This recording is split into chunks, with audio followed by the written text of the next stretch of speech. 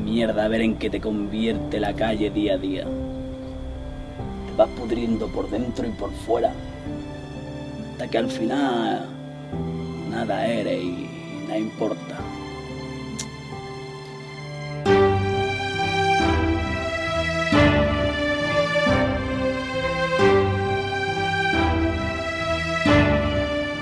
¿Tú tienes sueños? Pues claro, todo el mundo tiene sueños, ¿no? Eso nos cuesta dinero, es de lo poco que nos podemos permitir.